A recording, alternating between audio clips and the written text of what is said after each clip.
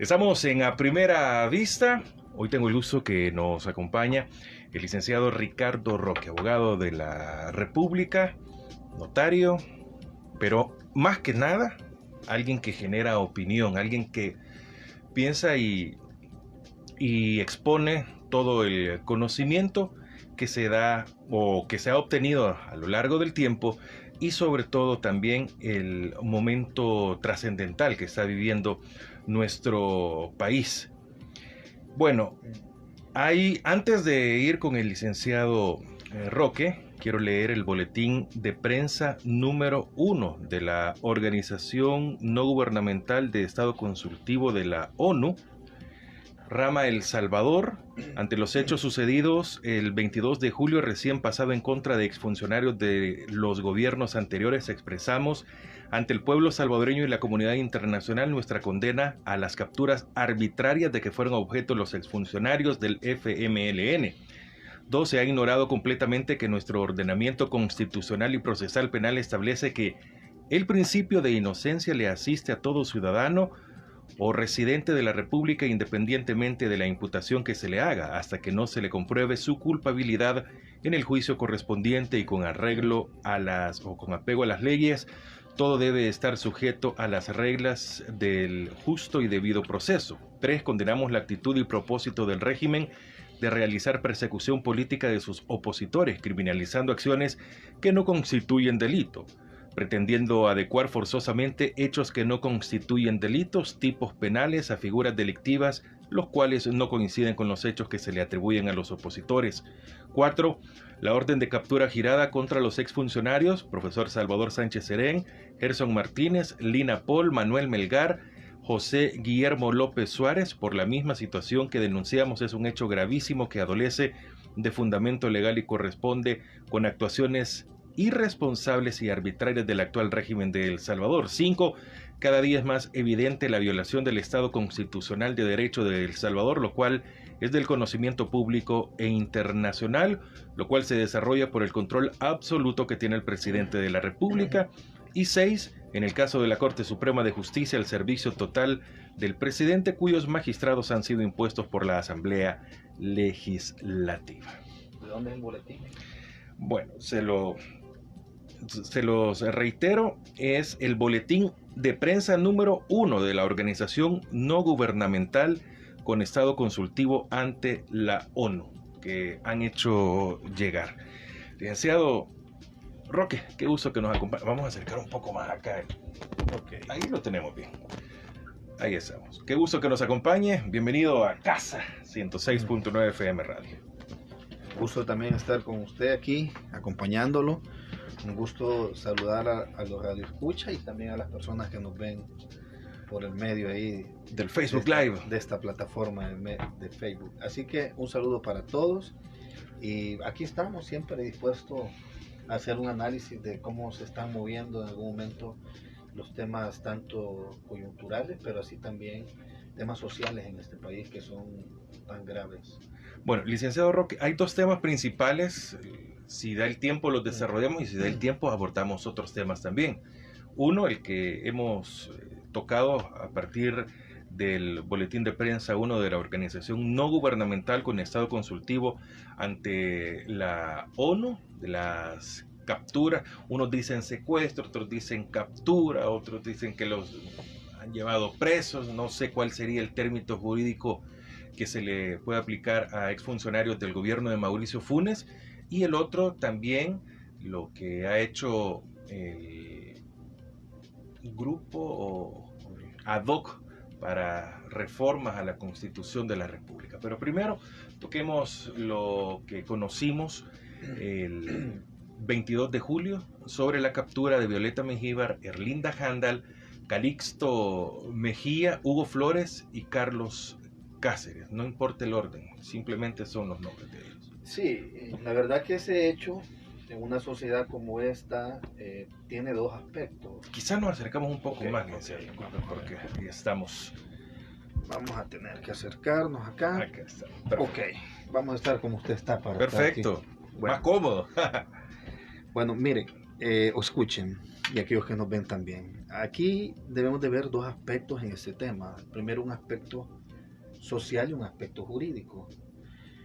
¿Por qué digo dos aspectos jurídicos, estos dos aspectos? Porque ese hecho tiene un impacto social y tiene un impacto jurídico. El impacto social, voy a tocarlo primero, tiene que ver directamente en el ideario colectivo, qué es lo que piensa la gente, qué es lo que la gente percibe al ver este tipo de detenciones. Quizás veo primero eso, porque son cuestiones más de percepción de la población. Bueno, veo por un lado la población, la gran mayoría, condenando este hecho. Hay mucha gente está condenando este tipo de hechos porque son hechos los cuales van en contra, y voy a tocar puntos jurídicos, van en contra de verdad de la presunción de inocencia, y sobre todo también son hechos que lindan con la arbitrariedad. Entonces la gente percibe esto, pero hay un reducido número de personas que están aplaudiendo este tipo de cosas. ¿Por qué las aplaude? Bueno, vamos a buscar las causas. Las causas por qué aplaude esta gente este tipo de acciones, que son acciones espurias y sobre todo acciones que van en contra de los derechos en este caso de las personas. Bueno, es por lo siguiente: se ha tratado de manejar la información de manera en una sola línea. ¿Por qué digo que es en una sola línea? Porque lo que se está buscando es manejar las emociones de las personas. Manejar las emociones de las personas, porque a esta fecha, en este país, después de los acuerdos de paz, lo que se ha hecho es desgastar a la oposición, aniquilar a la oposición. ¿Cómo se ha hecho eso? Desacreditando a los partidos políticos. Y digo partidos políticos, todos los otros partidos políticos. Llámese FMLN, llámese Arena, llámese PDC, PCN, cualquier partido constituido legalmente. Entonces lo que ha sucedido es que había un linchamiento mediático, se ha desacreditado a todos los partidos políticos, se ha dicho que todas las personas que son de estos partidos son corruptas, y se ha dicho también, aparte ¿Y eso de es cierto? es que lo que pasa es que el tema de la corrupción es un tema que ha permeado siempre a la política, a los políticos, a los gobiernos, y este gobierno no está exento de eso. ¿Cómo quizás afrontar esto? Y quizás iba a concluir en eso. El problema es que se montan espectáculos dantescos, mediáticos, con el fin de entretener al pueblo. Esto nada más me recuerda a aquellas cosas tan horribles que sucedían en Roma, cuando había aquellas luchas romanas entre los gladiadores y todo esto. Entonces se exhibe a la gente. Ese era el circo. No, pero era pan y circo. Era pan y circo para las personas. Sí, era el circo, pero era una forma como entretener a las personas. Creo que esta forma de hacer política es entretener a las personas, pero más que todo esto, yo quiero dejar una frase que quiero que quede lapidada, esta frase, que es la siguiente. Yo creo que nosotros como salvadoreños hemos dejado de pensar, hemos dejado de analizar la realidad, y hoy solo sentimos. Digo esto: la sustancia es la existencia de este gobierno, de este nuevo partido político llamado Nuevas Ideas. La sustancia de existencia es lo que hace. Lo explica.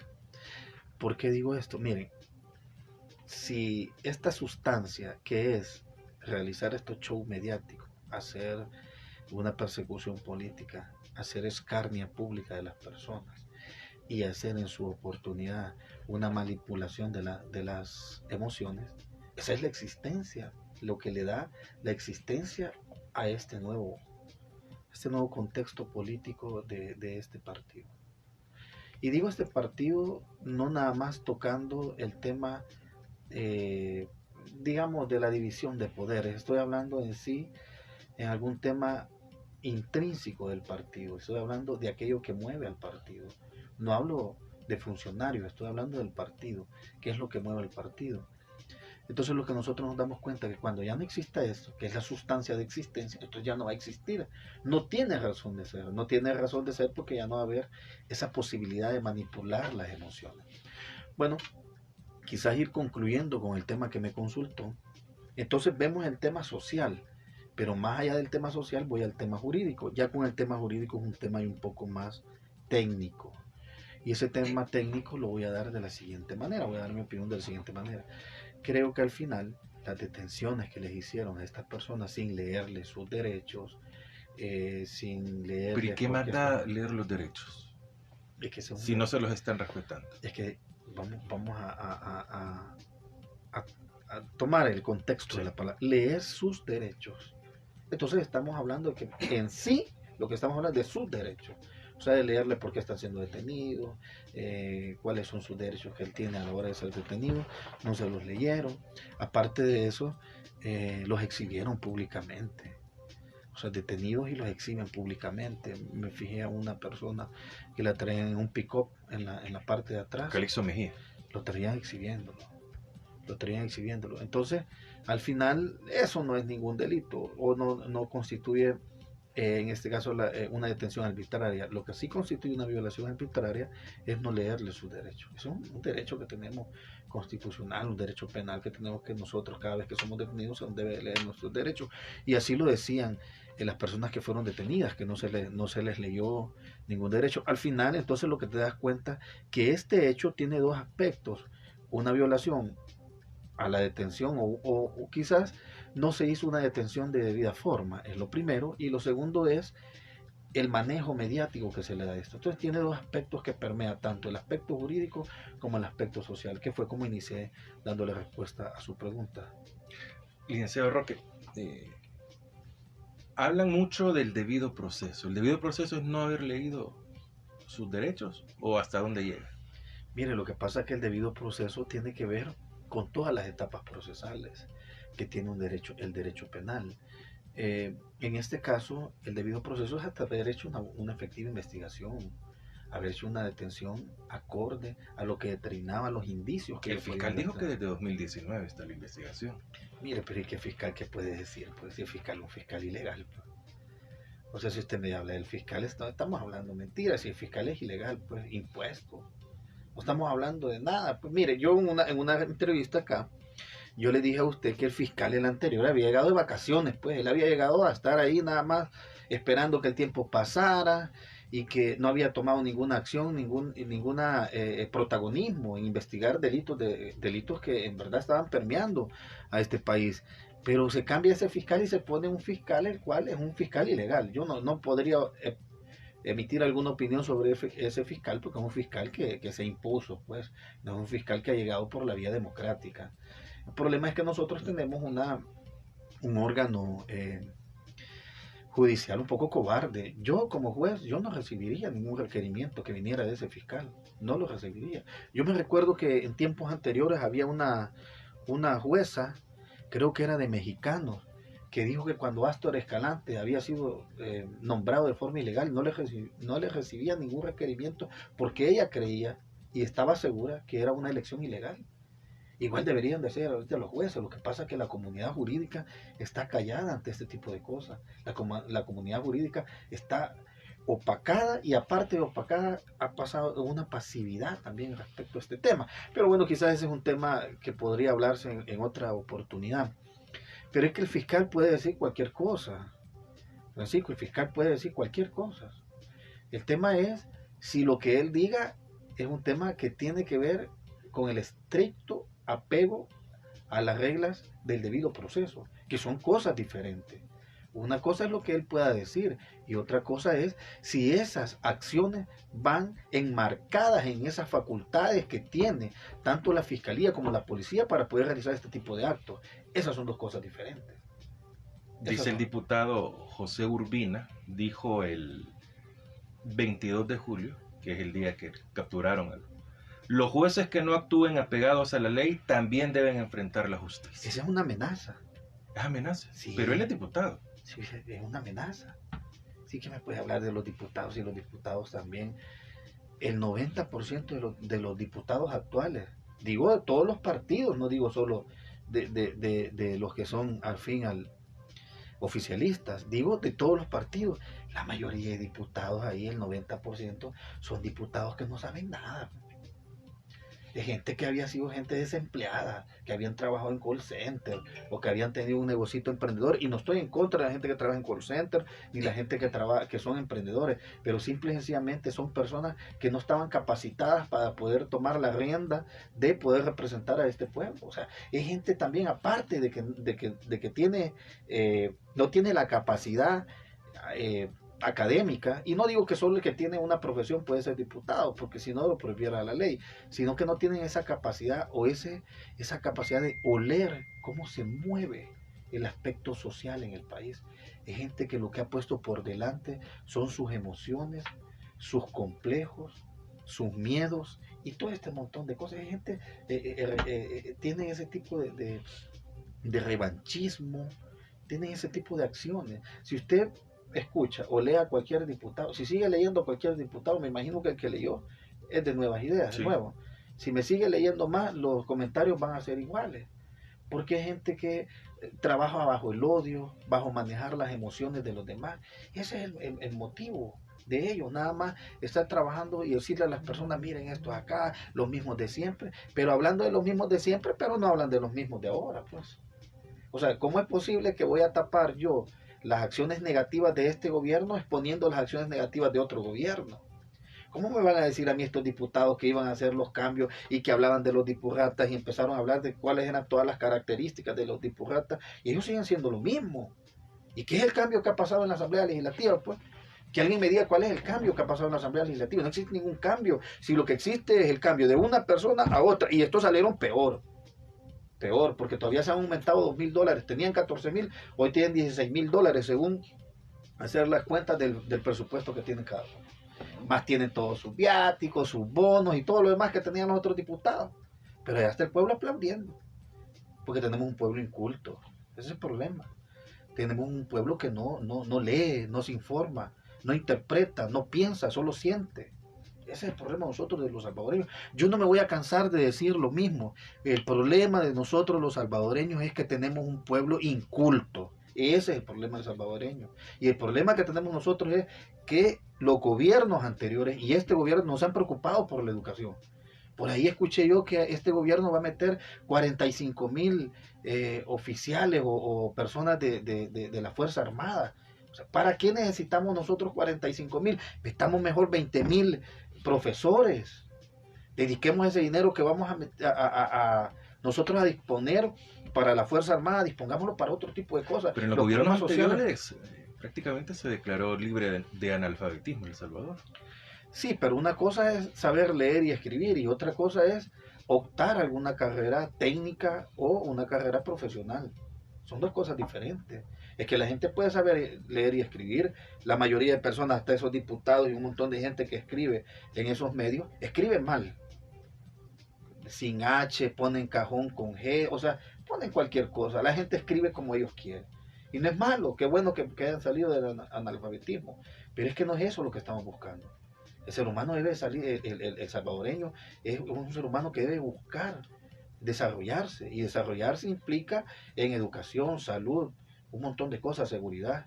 Es que este país ya está harto de la militarización. Nosotros estamos retrocediendo a los tiempos de los 80, de los 70, eso es lo que está pasando. Nosotros estamos retrocediendo. Yo nada más lo que veo es una película que ya se vivió en este país. Una película que ya se vivió. Por ahí escuchamos nosotros algunas reformas constitucionales y no fue en el 79 cuando sacaron del poder a aquel Romero y que abolieron la Constitución del 62, que era la que le daba la legitimidad a todos los golpes de Estado. Eso fue lo que se hizo. Entonces hoy se quiere reformar nuevamente la Constitución para darle legitimidad a las acciones que se puedan cometer. Es que ese problema es aquí, es en este país. Las detenciones a estas 5 personas, además de que se ha hablado mucho de que son prófugos, Salvador Sánchez Serén, Gerson Martínez, Lina Paul, Suárez, y he leído en algunos lados donde dicen, no son prófugos. Para empezar, estaban fuera del país desde mucho tiempo antes, y tampoco un juez lo ha decretado, sino que la Fiscalía. ¿Cuáles son las diferencias ahí? El problema es que el juez lo van a declarar rebelde. Si de verdad yo he tenido la oportunidad de ¿Quién ver. puede declararlo rebelde al juez? El juez. está en rebeldía porque no se presentó a la audiencia, pero no sé en qué condiciones pasó a la siguiente etapa o va a pasar a la siguiente etapa este proceso. O sea, en este momento, mañana es la audiencia. Sí. En este momento no están ellos no son prófugos, ni están en rebeldía, porque eso sucede hasta la audiencia inicial. Porque mira, la audiencia inicial básicamente, Francisco, es para saber en qué condiciones tú vas a enfrentar el proceso. En esa audiencia se determina si tú pasas en el proceso con alguna medida sustitutiva de la detención provisional o bajo detención y otras medidas. Eso es lo que pasa. Y entonces en esa audiencia el juez va a decidir quiénes se presentaron. Ah, están estas personas. Entonces reos presentes y reos ausentes. Vaya. Aquí están estos. Pero pueden ser representados. Sí puede ser representados, claro. Claro, es la única audiencia donde el imputado no puede estar. La audiencia inicial. Es la única donde no puede estar el imputado presente, pero puede tener la persona que lo represente. ¿A dónde quiero llegar? Te puedo garantizar, Francisco, que en este país el pulso le tiembla a los jueces. Y todas esas personas deberían de gozar. ¿Independencia? Aquí no hay independencia. Aquí no tenemos a la Corte, a la Sala de lo Constitucional, que es una sala ilegal. ¿Qué independencia podemos decir acá? Yo aquí en este mismo programa hice una valoración de cuáles son los problemas, por qué la sala es ilegal. Y dejé claro, sentado, la siguiente idea. Es ilegal porque no se siguió el debido proceso para destituir a los anteriores magistrados, si de verdad habían cometido no un delito, pero si habían cometido una falta que ameritaba destituirlo. Y la otra era, no siguieron el debido proceso para imponer estos magistrados. Entonces hubieron dos, o hubo, en ese caso, se violentó el proceso tanto de destitución y se violentó el proceso tanto para instaurar esta nueva sala. Ese es el problema. Entonces estamos hablando de una sala ilegal. Entonces, ¿cómo habla nosotros en este país de independencia?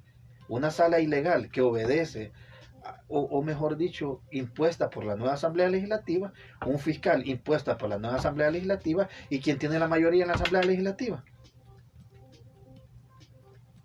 Entonces, aquí de qué independencia podemos hablar, pues. Lo que pasa es que aquí se está tejiendo de una manera tan fina algo que al final va a ser un estallido social para este país.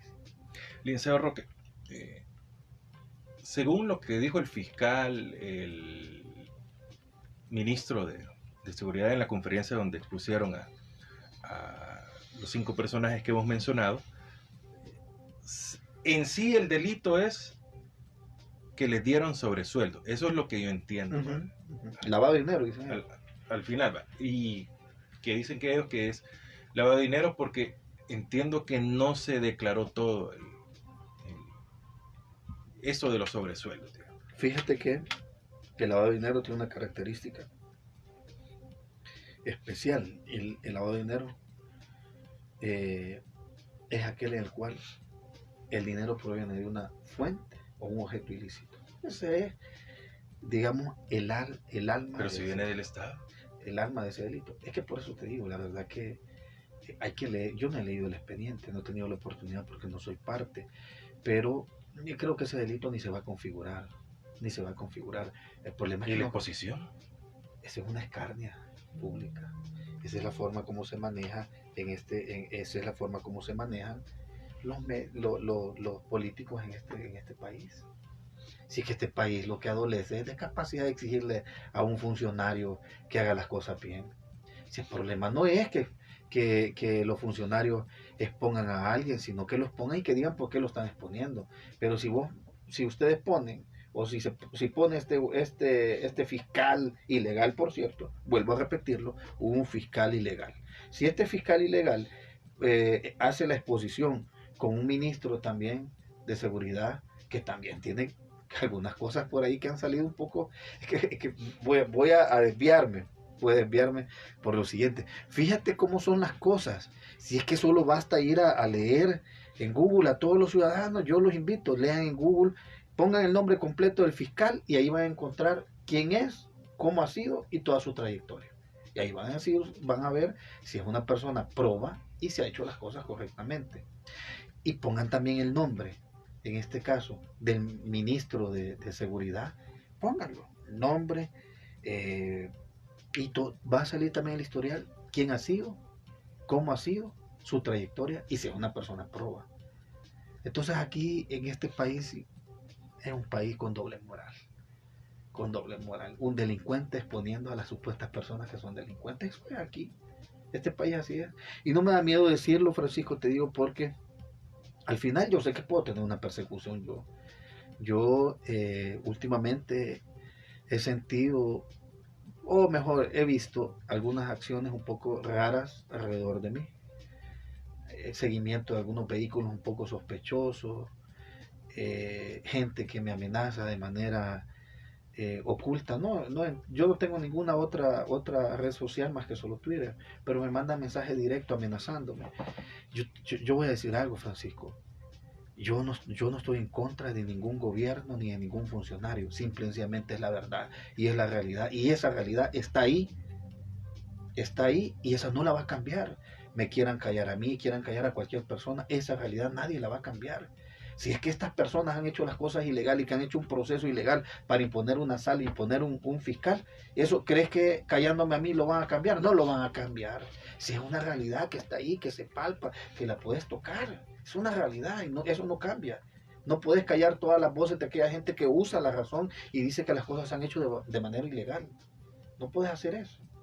Perdón que me desvíe del tema. Pero al final, es bueno decirle a la gente que de verdad, Francisco, de verdad despierte. Este pueblo es un pueblo inteligente, inculto, pero inteligente. Este pueblo debería de empezar a leer más, a ver la historia, cómo se va componiendo este tipo de cosas. Yo si yo manejara a mi familia, mejor dicho, yo que me siento con mi familia a platicar, mi familia está enterada de que las cosas aquí están mal. Mi hijo está enterado que las cosas están mal.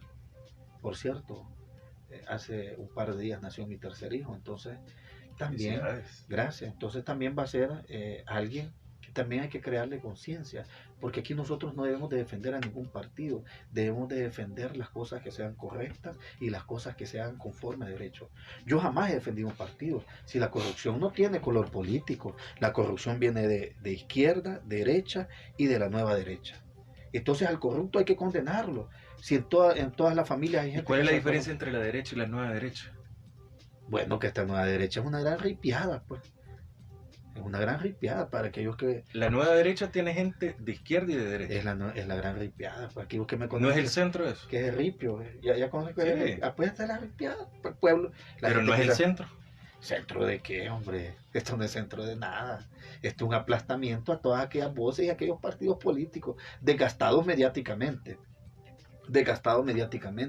Yo nunca he sido, digamos, alguien que he abrazado una bandera, en este caso, partidaria. He defendido causas. Y en este caso creo que Arena, a pesar de todos sus demoles, yo lo dije en una ocasión, le dio la posibilidad a este país de la alternancia política y consolidó la mínima o incipiente democracia. El FMLN vino y se metió a hacer aquello que no hizo Arena. Se metió a trabajar con la gente, a implementar programas sociales. Este gobierno debería de seguir dándole continuidad a todo eso. Pero ¿qué ha hecho hasta esta fecha? Yo te pregunto, Francisco, decime 3 obras grandes de este gobierno. 3 obras grandes. Decime si los presupuestos, este nuevo presupuesto, que es el primer presupuesto que ellos van a ejecutar, o el anterior también. No, el anterior creo que ellos lo ejecutaron, o este creo que ellos lo elaboraron. Pero decime si ha aumentado el dinero para la educación, para la salud, para todo esto. O sea, dime tú, si has visto eso en el presupuesto general de la nación. ¿Tú lo has visto? No, entonces estamos en un gobierno que no piensa en la gente, pues. Es un gobierno que no está cercano a la gente. Un gobierno que al final es un gobierno asistencialista, populista. Porque a mí no me venga a decir la gente ya que está recibiendo esa caja o esa bolsa solidaria o como le quieran. ¿Me han llevado la bolsa de usted? No la han llevado. Pero si me la llevan, la voy a tomar y se la voy a dar a alguien que más necesita. Porque eso debe hacer. El pueblo debe entender que ese dinero es dinero del pueblo. Todos merecemos. Tomen esa canastita o esa cajita. Y uno decide qué. Y ellos se la dan a alguien que necesite más. Porque gracias a Dios, uno por lo menos tiene la posibilidad de poderse suplir esas necesidades alimentarias, pero hay gente que no. Hay gente que no. Si tú te fijas, salió hace poco en la CEPAL y una posibilidad de que el 33.7% de la gente de este país, de las familias, van a caer en la pobreza, en la pobreza. O sea que aquellas personas que habían salido de la pobreza y que estaban lindando en la media baja, volvieron a regresar a la pobreza. Y aquellos que estaban en la pobreza van a bajar a la pobreza extrema. Es que esos son los índices que la gente debe de leer. Esos son los índices que la gente debe leer. Pero si el salvadoreño está feliz. Es que el salvadoreño no es que esté feliz. ¿Y por qué aplaude? El salvadoreño es porque es manipulable, paneable. Ese es el problema. El salvadoreño no es culto. Pero me perdona a mí. Yo, con mucho respeto. Pero el saber que tiene hambre, que no hay dónde dormir, que no se puede estudiar, eso no necesito estudiar mucho para saber de que algo me falta. Pero es que aquí entra el sintagma siguiente: partido, condiciones, partidos como estoy, partido hacia dónde voy. Ese sintagma lo ha manejado digamos, la comunicación social y la comunicación, valga la redundancia, por los medios, tanto radio y prensa, lo ha manejado diferente el actual gobierno. Lo ha manejado diferente. Y lo que ha ofrecido es un escarnio público, una sed de venganza, una exhibición de supuestamente los mismos de siempre, y eso le ha dado la posibilidad de tener a la gente contenta, porque el salvadoreño es tan tonto que prefiere no tener comida, pero que le estén exhibiendo a alguien que está detenido. El salvadoreño no tiene que comer o no sabe cómo va a pasar el día de mañana la comida, pero le gusta que le digan que van a procesar a estas personas, que digan que el FMLN y Arena se robaron tanto dinero, pero no tienen que comer. Es que no tienen, las condiciones en este país son unas condiciones difíciles. Y por eso yo dije lo siguiente: mira, la sustancia es la existencia, la sustancia es la existencia. La sustancia de digamos, forma de hacer política es escarnio, atacar, venganza, exhibir a las personas, a los anteriores políticos, denunciar. Esa es lo que le da la posibilidad de tener existencia a este gobierno. Una vez se acabe eso, se acabó todo, porque al final se oculta la incapacidad con eso. Y no digo la incapacidad de personas, sino que digo la incapacidad en obras, en hacer no solo obra física, sino que obra social. Aquí no tenemos nada. A mí me perdonan, pero aquí las cosas están difíciles. Súper difíciles están las cosas aquí. Y las cosas van a seguir peor. Bueno, para terminar, porque de ahí lo de la Constitución, esto siento que es un poco más de análisis. Pero, ¿qué va a pasar con qué son? ¿Presos políticos, detenidos, secuestrados? ¿Qué son? Son personas naturales expuestas al público, en el cual se les está siguiendo un proceso. Un proceso el cual no está cumpliendo con toda la garantía mínima procesales. Pero no terminé, para terminar voy a decir esto, que no lo terminé en la intervención. Seguro que no todos quedan detenidos, no todos, porque en derecho penal la audiencia inicial es para determinar cómo siguen el proceso.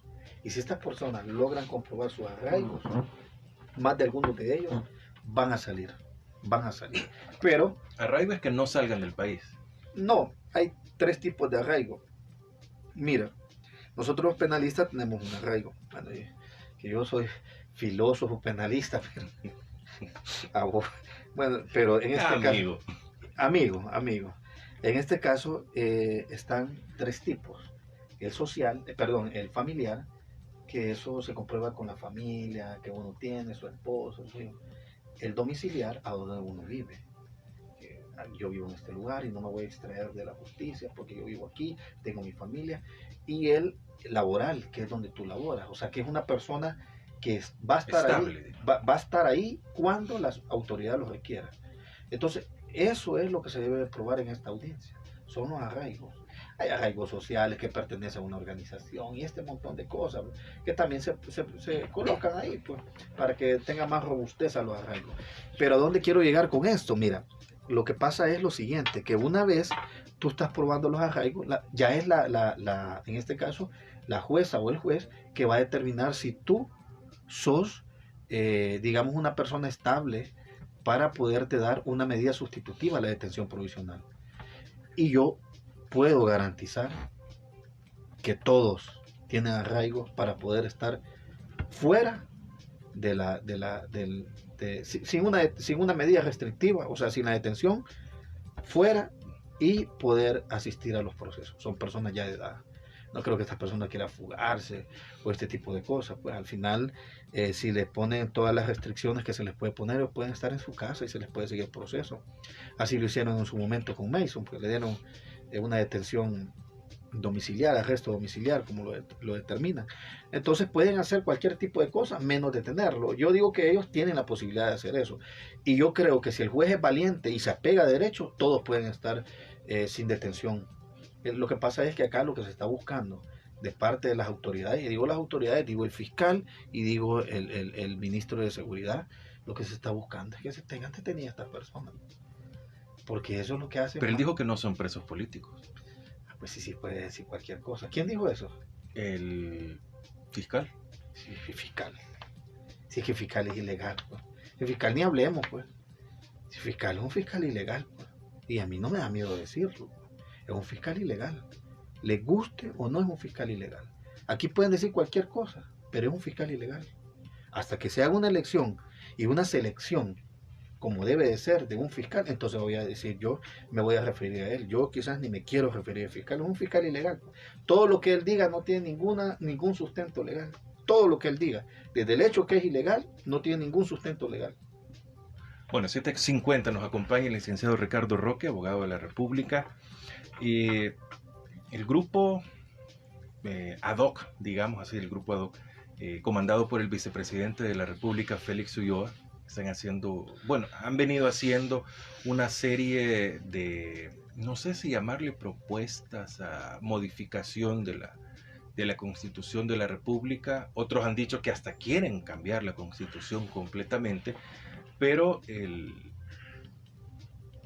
sábado, mientras veíamos a la selección perder ante Qatar, se presentaba o se hablaba de un posible referéndum para modificaciones, que no fueran, por lo menos así lo entendí, que no fuera esta asamblea y la siguiente las que aprobaban una modificación. Después se dijo de que sí iba a ser así y posteriormente se iba a dar el referéndum si las dos asambleas lo aprobaban. En fin, cuéntanos un poco cómo es el proceso para hacer alguna modificación en la Constitución. A mí me da de verdad vergüenza Félix. Fue catedrático mío, Félix Ulloa. Me da vergüenza. Me da vergüenza porque lo que tanto defendió... ¿Qué defendió? La democracia, el check and balance, los pesos y contrapesos. Lo que tanto defendió. Tú sabes la historia de Félix, de dónde viene, su padre. Su padre, una eminencia. Exacto.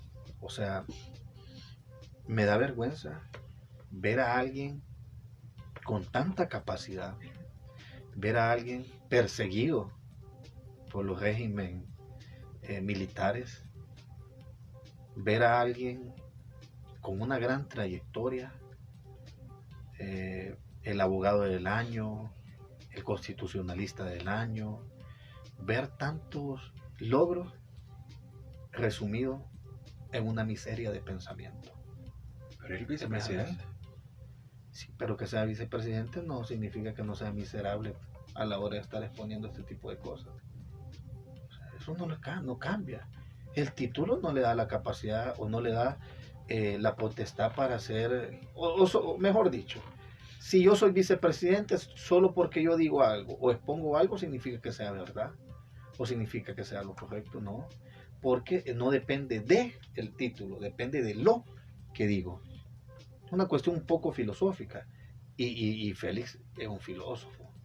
A mí me extraña, de verdad, fue mi catedrático, me extraña que él haga estos planteamientos tan vacíos, tan planos, tan simples, simplistas, de decir que se va a hacer un referéndum. Yo le voy a decir a todos los salvadoreños que nos están escuchando, le voy a decir a los salvadoreños, no, no, no, no, no y no, no se puede. Es que lo que están exponiendo no se puede. Es que la Constitución no dice eso. Si quieren hacer una interpretación extensiva de la Constitución, es otra cosa. Eso es otra cosa. Pero si me preguntan una opinión técnica, jurídica, sin decirle a nadie tanta explicación, es no y no. ¿Y no por qué? Bueno, no porque la Constitución tiene cláusulas previas y pétreas, perdón, y tiene un procedimiento previo establecido para poder seguir una modificación a la Constitución. Y ese es, como tú lo dijiste, una Constitución lo dice, una asamblea, pero una asamblea lo propone la reforma o realiza la reforma y el otro lo ratifica. Eso es. El 246. Eso está en la Constitución. Sí, exacto. El procedimiento. Sí, ya te lo digo, porque la verdad que a los abogados les gusta que le digan esos abogados que les gusta que le digan el artículo. 248, exactamente es el inciso. Bueno, el 288 es el que habla de todas estas. Pero fíjate lo que dice el 248, dice, el inciso cuarto, no podrán reformarse en ningún caso los artículos de esta Constitución que se refieran a la forma y sistema de gobierno. O sea que todavía te dice, te pone una prohibición, te da la posibilidad de modificar una cláusula pétrea, pero después te dice que no podés. Un poco tautológica la Constitución, pero si le buscamos el sentido es que no se puede cambiar la forma de cómo se ha realizado o cómo se va desarrollando en un ambiente democrático el tema de las elecciones. En todo el mundo y en toda Latinoamérica, todas las reformas constitucionales, y que esta obedece allá por 1982-83, cuando se hace el estudio de esta Constitución, lo que se está buscando en toda América Latina, si vemos a la historia, lo que se está buscando es ponerle un paro a esas reelecciones, a esos regímenes militares que estaban gobernando o estaban manejando los países en toda Latinoamérica.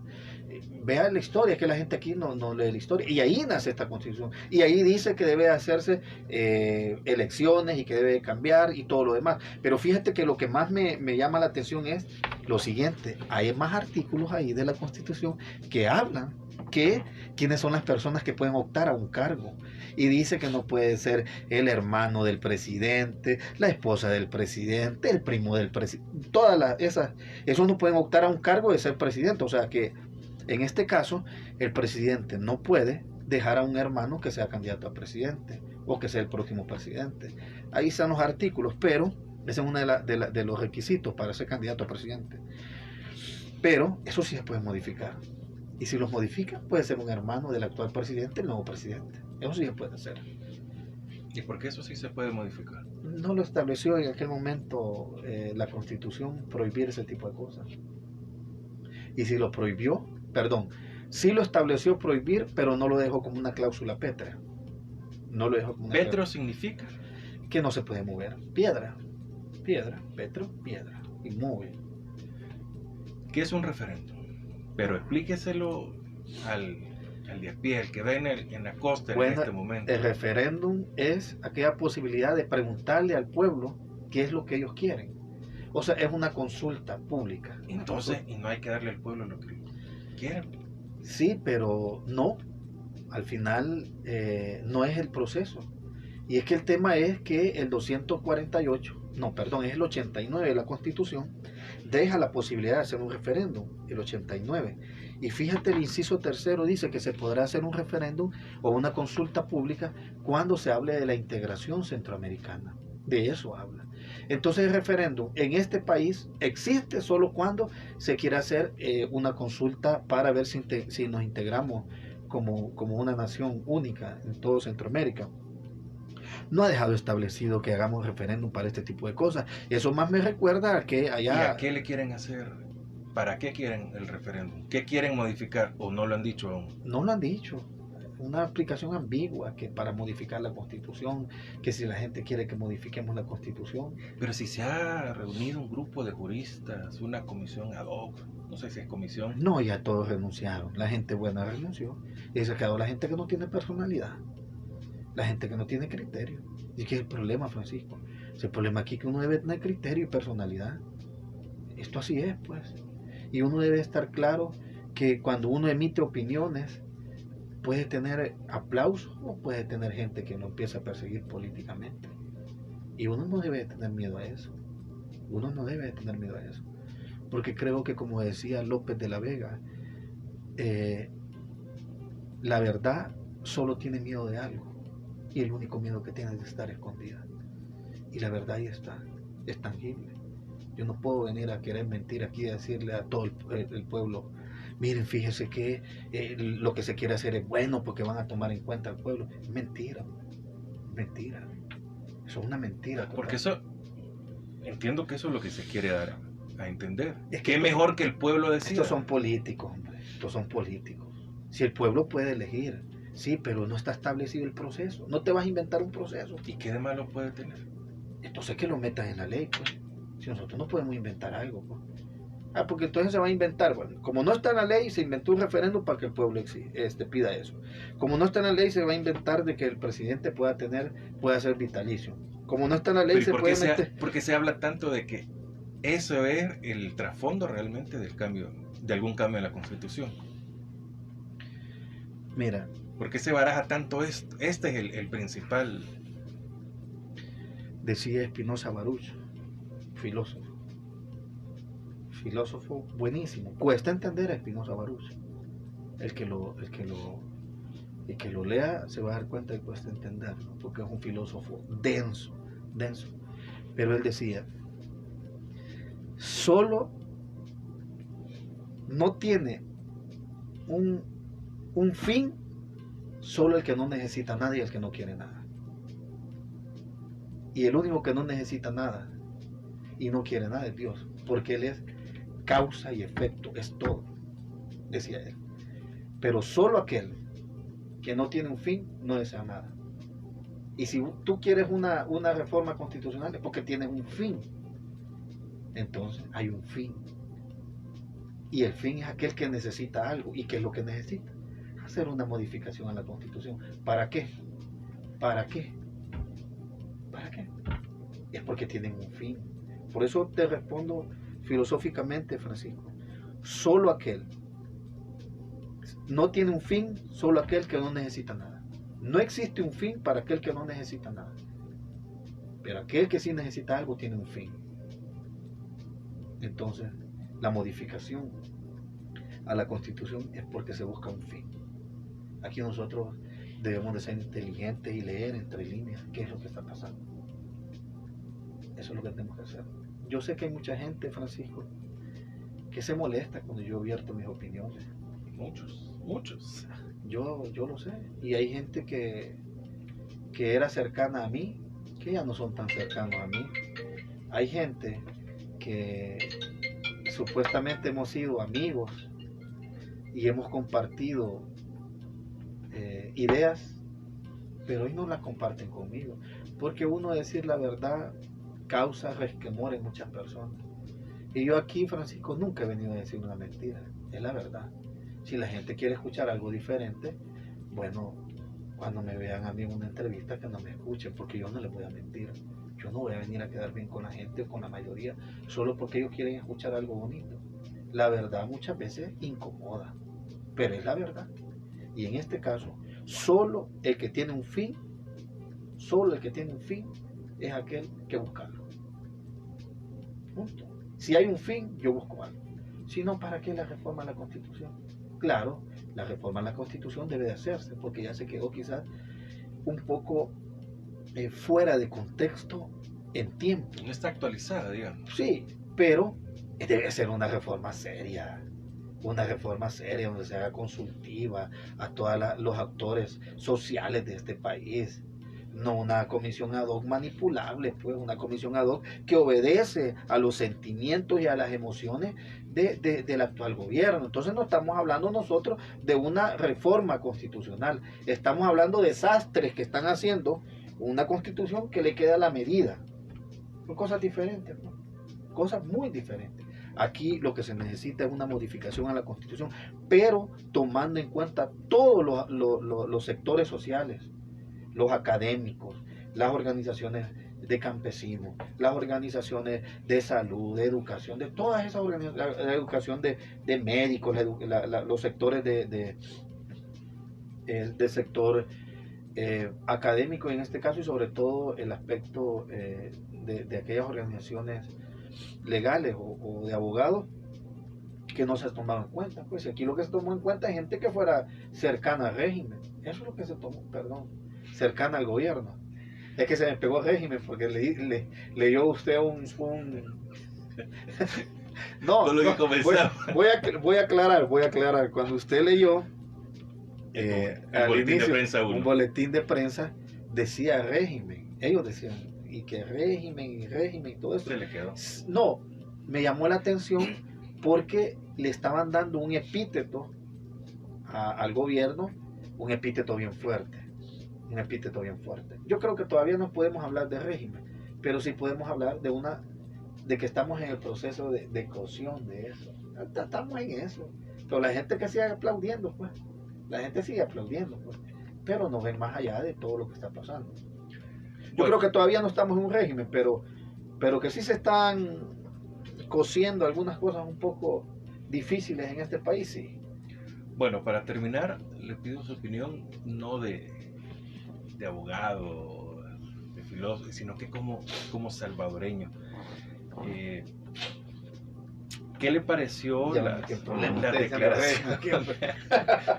las declaraciones del arzobispo de San Salvador, José Luis Escobar Alas? No las escuché, solo vi que salió un meme que le había puesto unos cachos, no sé por qué. No se opone al plan control territorial. Vamos con una nota de Teleprensa. El incremento de efectivos militares en las calles. Para dar seguridad a las personas se justifica el incremento. En lo que yo no veo que sea conveniente que sea la Fuerza Armada, o sea, no veo por qué es la Fuerza Armada la que tiene que aumentarse. En mi opinión, en mi criterio, en mi pensar, sería la policía, el cuerpo de la policía, porque estos son los encargados de la seguridad. En ese sentido, Escobar Alas considera que la Fuerza Armada está teniendo funciones que no le corresponden en materia de seguridad pública. Si hacemos la relación, parecería que el cuerpo de la policía disminuye, o sea, en comparación, pues. Entonces, como que le estaríamos dando la función de la policía a la Fuerza Armada. Me parece eso que no es lo mejor, ni mucho menos. Que es equivocado, con todo respeto. Para el arzobispo, la incorporación del referéndum que plantea la comisión ad hoc, liderada por el vicepresidente Félix Ulloa, para ratificar reformas a la Constitución, no representa un problema. Pensamos que los artículos pétreos no se deben reformar, y entre ellos el 1, que defiende la vida desde su concepción hasta el final natural, evitando el aborto y la eutanasia. Ahora, en cuanto a que si va a ser por la aprobación de la Asamblea o por un referéndum, yo personalmente restaría importancia a la modalidad. Pensaría que puede hacerse de una o de otra manera. El religioso también pidió al sistema judicial que garantice el derecho a la propiedad para los agricultores de la cooperativa Normandía de Iquilisco Usolota. Es parte, la última conferencia de prensa del arzobispo dejó muchos comentarios positivos y negativos, dependiendo cada quien cómo lo ve. Ese es el meme que usted vio. Sí, ese.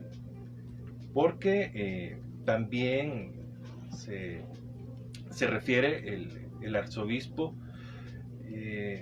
a cosas como que justifica algunas acciones que se están realizando en nuestro país. No, es la iglesia. No, yo más Es veo... el legado de Monseñor Romero. Yo no lo veo así, yo más veo una declaración de camino de montaña. ¿Por qué de camino de montaña? Trató de no caerse en el precipicio. Fue bordeando todo. Cobarde, podríamos decir. Depende de quién lo vea así. Inteligente, podríamos decir. Depende de quién lo vea así. No quiso meterse en problemas. Depende de quién lo vea así. Para mí, la opinión de él, más que todo, fue una opinión donde trató de soslayar cualquier tipo de señalamiento de parte del gobierno o de parte de alguien cercano al gobierno hacia él. Fue una declaración ni fuerte, ni débil, ni cínico. ¿Qué dice la Biblia sobre eso? No dijo nada. No dijo nada. Dijo estoy de acuerdo, no estoy de acuerdo. Y la Esto Biblia me habla gusta, de esto eso. no me gusta. Sí, pero lo que pasa es que aquí la gente juega más bajo temas de lo que se está viviendo. Yo creo que de lo que puedo yo rescatar de él es temor a no decir las cosas como deben de ser. Dijo las cosas a medias. Uno puede entender que dijo las cosas a medias, pero ya será él quien tiene que dar la cara en su oportunidad. Pero hoy era el momento para dar la cara, con determinación, con vehemencia y sobre todo de una forma categórica. Ojo, cuando la Iglesia Católica da su postura, es de mucho respeto. O sea, eso ahí se ve para dónde. Pero él no dijo nada. Dijo que sí está de acuerdo con la implementación, pero que debe de ser la policía. Dijo que sí está de acuerdo con la cláusula Petri, pero que hay que ver cómo se hace en la cláusula Petri, que no está de acuerdo en esta. De ahí dijo que cómo se haga es esta importancia, cómo se hagan las reformas. Dijo mucho y no dijo nada. No dijo nada. Fue un poco tautológico, bastante tautológico. ¿Va a ir a ver al Platense en la primera división? Siempre. Siempre. Sí. ¿Sufrió ese ascenso? Sí, fueron 2 partidos difíciles. El primer partido, Para llorar. sí, puya, en 25 minutos nos metieron 3 goles. El segundo partido en 15 minutos les ganamos. O sea que les devolvimos la vacuna que nos pusieron en el primer partido. Difícil, lo Bueno, sufrimos. un pero- aficionado fiel del Platense que al Sí. fin regresó a la primera división. Sí. Ya lo había visto usted en primera, ¿no? No, estaba muy joven. Bueno, licenciado Ricardo Roque, qué gustazo que nos haya acompañado nuevamente. Esperemos de que en otra oportunidad podamos seguir analizándolo. Así como va el país, hay mucho de qué hablar siempre. No, aquí podemos pasar un día completo hablando. El problema es que nos van a... Ya Sí. nos van a cobrar. Sí, la Cobran gente nos va a caro. aburrir. Y ahí Sobre todo. Muchas gracias, le deseamos éxitos y bueno, a seguir adelante y esperemos de que tengamos cosas positivas de que hablar en la próxima. Sí, ojalá primero Dios y la verdad que un saludo para ti, a todas las personas que nos escuchan y nos ven. Ha sido un gusto estar acá con ustedes y espero estar por acá nuevamente y ojalá la próxima vez tengamos algo positivo de que hablar. Aunque Vamos a hablar de que fue campeón el Platense, aunque sea. Sí, eso es positivo, eso es positivo. El deporte siempre es positivo. El problema es que no se invierte en deporte en este país. No se invierte en los jóvenes. El problema. Aquí estamos nosotros en un problema que inició desde ser un país que salió en su momento de un momento antidemocrático, transitó por un tema de una democracia incipiente y estamos volviendo al pasado. Bueno, muchas gracias. A todos los invitamos a que mañana estén con nosotros. Estará a las 7:10 el doctor Rubén Zamora, diplomático, firmante de los acuerdos de paz, analista, político, en fin, una enciclopedia que dio mucho de qué hablar, por cierto. En sus últimas declaraciones vendrá a extender sobre su opinión de los sobresueldos acá al 106.9 en A Primera Vista. Continúe con Estrella y Jefferson ya participa. O solo calladito pasa. Bueno, Estrella y Verónica sigue enfermito. Pero hoy bien temprano, esta es la juventud, 6:30 ya había venido para recibir clases, mejor y tiene turno hasta las 10. Así es, Sí, ¿no? Así debe ser, el salvadoreño debe ser así, culturizarse sobre todo. y educarse. Ahí está. Muchas gracias. A Primera Vista, 106.9 FM, Radio.